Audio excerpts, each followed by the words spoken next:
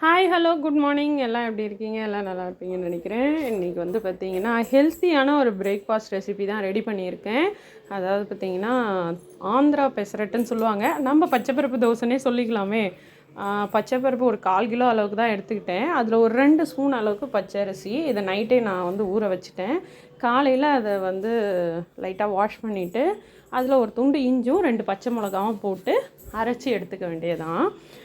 இது வந்து பார்த்திங்கன்னா அரிசி எதுக்காக போடுறேன்னா 2 ஸ்பூனு தோசை கொஞ்சம் மொறுன்னு வரும், அவ்வளோதான். அதுக்காக தான் அரிசி. தேவையான அளவு உப்பு போட்டுக்கிட்டேன். இப்போ நார்மலாக அரைச்சி எடுத்துக்கலாம், மிக்சியிலே அரைச்சிக்கலாம். கட்டியாக தான் இருக்கும். ஸோ நீங்கள் வந்து அதுக்கேற்ற மாதிரி கலந்து எடுத்துக்கணும். ஸோ 2 வாட்டியாக போட்டு நான் அரைச்சி எடுத்துக்கிட்டேன். தேவையான அளவு தண்ணியும் ஊற்றிக்கணும். நார்மல் தோசை மாவை விட கொஞ்சம் லைட்டாக கொஞ்சம் இருக்கலாம், ரொம்ப தண்ணியாகவும் வேணாம். ஸோ அப்போ தான் மொறுன்னு தோசை வரும், இல்லைனா அடை மாதிரி ஆகிடும். ஸோ தண்ணி ஊற்றி நான் ஒரு பக்கம் வச்சுட்டேன், அவ்வளோதான். உப்பு கொஞ்சம் கரெக்டாக இருக்கான்னு செக் பண்ணிக்கோங்க. ஸோ கரெக்டாக இருந்தால் கொஞ்சம் டேஸ்டியாக இருக்கும். அதுக்கு தொட்டுக்க வந்து பார்த்திங்கன்னா கார சட்னி அரைக்கலான்னு சொல்லிவிட்டு தக்காளி சட்னி தக்காளியெல்லாம் அரிஞ்சிருந்தேன். ஒரு 4 தக்காளி, ஒரே ஒரு வெங்காயம் தான் போட்டிருந்தேன். இது பாப்பாவுக்கு வந்து ரொம்ப பிடிக்கும். ஏன்னா வந்து அவள் தோசை இதெல்லாம் விருப்பமாக சாப்பிடுவா. கார சட்னினா அது இட்லி அவளுக்கு கொஞ்சம் பிடிக்காது, இருந்தாலும் கார சட்னினா சாப்பிட்ருவா. ஸோ அந்த மாதிரி வந்து என் வீட்டில் இருக்கிறவங்களாம் வந்து ரெட் சட்னி, ஆரஞ்சு சட்னின்னு இருப்பாங்க வீட்டில் இருக்கவங்க. ஸோ குழந்தைங்களுக்காக பார்த்திங்கன்னா கார சட்னி தான் அரைச்சேன். இன்னொன்று இந்த தோசை கொஞ்சம் ஸ்பைஸியாக தான் இருக்கட்டும் தான் அரைச்சேன். அதில் ஒரே ஒரு வெங்காயம், ஸோ 2 காஞ்ச மிளகா தான் போட்டேன். பசங்களுக்கு நார்மல் காரம் தான் கொடுப்பேன். இந்த காஞ்ச மிளகா கொஞ்சம் காரம் கூட. ஒரு 5 பல் பூண்டு, அவ்வளோதாங்க. தோலோடே தான் நான் சேர்த்தேன். ஸோ 2 காஞ்ச மிளகாவே எங்களுக்கு காரம் கரெக்டாக இருக்கும். வச்சு அரைச்சி எடுத்தாச்சுங்க. அரைச்சி எடுத்துட்டாலே சட்னி ரெடி, அவ்வளோதாங்க. இதெல்லாம் ஈஸி ரெசிபி தான். ஸோ வந்து சமைக்க தெரியாதவங்க கூட ஈஸியாக இதை பண்ணலாம். ஸோ சட்னிக்கு அரைச்சி எடுத்துட்டேன். இது வந்து லைட்டாக கொஞ்சமாக எண்ணெய் ஊற்றினா போதும். ஊற்றி கொஞ்சமாக கடுகு போட்டுக்க வேண்டியதுதான். ஸோ கடுகு வந்து நல்லா பொரிஞ்ச உடனே நம்ம அரைச்சி வச்சோம் இல்லைங்களா, அந்த சட்னியை சேர்த்தா போதும். ஸோ கார சட்னி ஒரு 5 இல்லை ஒரு 10 நிமிஷம் கொதித்தாலே போதும். ஸோ இது கொஞ்சம் பச்சையாக இருக்கிற மாதிரி தான் டேஸ்ட்டு வரும். அது வந்து டேஸ்ட்டு செம்மையாக இருக்கும். முட்டை தோசை இதுக்கெலாம் சூப்பராக இருக்கும். ஆல்ரெடி நான் முட்டை தோசை ரெசிப்பியில் வந்து முட்டை தோசை ஊற்றும்போது இந்த கார சட்னியை தான் மிக்ஸ் பண்ணி நான் தோசையை ஊற்றிருப்பேன். ஸோ முட்டை தோசைக்கும் சூப்பராக இருக்கும் மிக்ஸ் பண்ணி. ஸோ சட்னி கொதிக்கட்டும், அப்படியே விட்டாச்சு.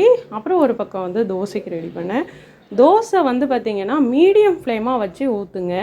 ஏன்னா வந்து கம்மியாக வச்சுட்டாலும் அடை போல் ஆகிடும். ஸோ ஸ்பீடாக வச்சுட்டாலும் சீக்கிரம் தீஞ்சிரும்.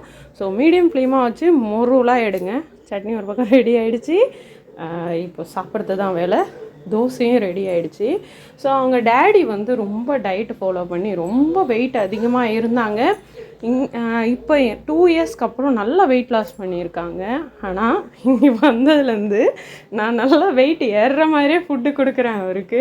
அவர் வேறு புலம்பிகிட்டே சாப்பிட்றாரு. இங்கே வந்து நான் தொப்பை போட போகிறேன், வெயிட் போட போகிறேன்னு சொல்லிட்டு அந்தளவுக்கு புலம்பிகிட்டே சாப்பிட்றாங்க. ரைஸ் எல்லாம் ரொம்பவே கம்மி பண்ணிட்டாரு. காலையிலே பசங்க வந்து தாத்தா பாட்டி வீட்டுக்கு தான் கிளம்புனாங்க. அவர் கூப்பிட்டுட்டு போய் விட்டுட்டு வந்தார். மதியானம் ஆஃப்டர்நூன் ஆகிடுச்சு. வந்தோடனே வெளியே போய் லஞ்சு சாப்பிட்லான்னு சொல்லிட்டாங்க. ஸோ மதியானம் நான் எதுவுமே சமைக்கலை. ரொம்ப நாளைக்கு அப்புறம் 2 பேரும் வந்து லஞ்சு சாப்பிட வெளியே போயிருந்தோம். எங்கன்னா அந்த எங்களோட மந்திக்கு தான் போயிருந்தோம். ஸோ அது வந்து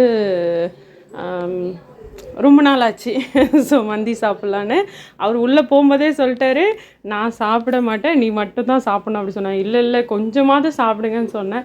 ஸோ அவங்க வீடியோக்காக சும்மா கொஞ்சம் சாப்பிட்ருப்பாங்க, நான் தான் சாப்பிட்டேன். இது வந்து நாங்கள் சொன்னது வந்து மிக்சடு மந்தி. சிக்கனும் அப்புறம் வந்து மட்டன் ஒரு 4 பீஸு, இறா 4 பீஸு, அப்புறம் வந்து ஃபிஷ்ஷும் இருக்கும். டேஸ்ட்டு சூப்பராக தான் இருக்கும். ரொம்ப சூப்பர்னு சொல்ல முடியாது, நார்மலாக இருக்கும், நல்லாயிருக்கும். ஸோ அங்கே வந்து மந்தி பிரியாணி சாப்பிட்டு முடித்தோம். நான் சாப்பிட்றத உட்காந்து நல்லா வேடிக்கை பார்த்துன்னு இருந்தார். ரொம்ப நாளைக்கு அப்புறம் 2 பேர் வந்து பசங்களை விட்டுட்டு வந்தது வந்து இதுதான். ஸோ ரொம்ப வருஷமும் ஆயிடுச்சு. எப்போவுமே பசங்க கூடயே தான் எங்கே இருந்தாலும் போவோம். ஸோ பசங்களை ரொம்ப மிஸ் பண்ணுறேன். சாப்பிடும்போது கூட எனக்கு தோர்னா நினைப்பு. தோர்னாக்கு மந்தி பிரியாணி ரொம்ப பிடிக்கும். ஸோ 2 பேரும் அதை சொல்லிக்கிட்டே சாப்பிட்டோம், பசங்க சாப்பிடுவாங்க அப்படின்னு. அப்புறம் எண்டிங் வந்து குனாஃபா தாங்க.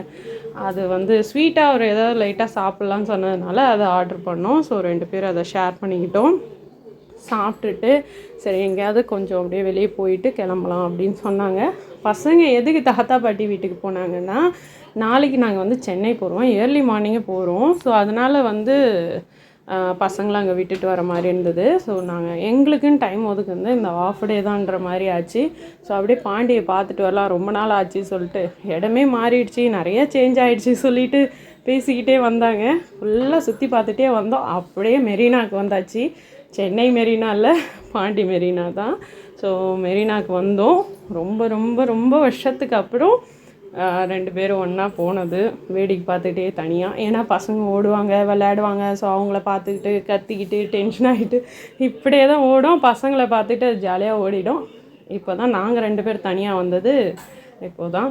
ஸோ கொஞ்சம் ரிலாக்ஸாக ஜாலியாக வேடிக்கை பார்த்துட்டு அங்கே உள்ளெல்லாம் சுற்றி பார்த்துட்டு அதுக்கப்புறம் நாங்கள் கிளம்பலான்னு முடிவு பண்ணோம். ஏன்னா சீக்கிரம் கிளம்புறதுக்காக மாமா வீட்டுக்கு போகலான்னு சொல்லிட்டு கிளம்புனோம். அத்தை மாமா வீட்டுக்கு தான். எதுக்குன்னா பசங்களுக்கு வந்து ஃபங்க்ஷன் வைக்க போகிறோம் இல்லையா, அதுக்கு வந்து பிரியாணி செய்யலான்னு முடிவு பண்ணியிருந்தோம். ஸோ அதுக்கு வந்து பிரியாணி வந்து மாமாகிட்ட தான் சொல்லியிருந்தோம். எங்கள் மாமா பிரியாணி மாஸ்டர் தான், சூப்பராக சமைப்பாங்க. ஸோ அவங்கக்கிட்ட சொல்லி பிரியாணிக்கு வந்து மளிகை ஜாமான் லிஸ்ட்டு எங்களுக்கு எழுதி கொடுத்தாங்க. எங்களே எல்லாமே வாங்கிட்டு வர சொல்லிட்டாங்க. அவங்க வெறும் குக்கிங் மட்டும் பண்ணி தரேன்னு, அதுக்கு மட்டும் அவங்களுக்கு பே பண்ணால் போதும் சொல்லிட்டாங்க. ஸோ அதுக்கு லிஸ்ட் அவுட் பண்ணோம். ஸோ ஃபங்க்ஷன் மூடு ஸ்டார்ட் ஆகிடுச்சி. ஸோ இதுக்கப்புறம் அடுத்தடுத்து அப்டேட் கொடுத்துக்கிட்டே இருப்பேன். ஸோ மிஸ் பண்ணாமல் வீடியோவை பாருங்கள். பாய் பாய்.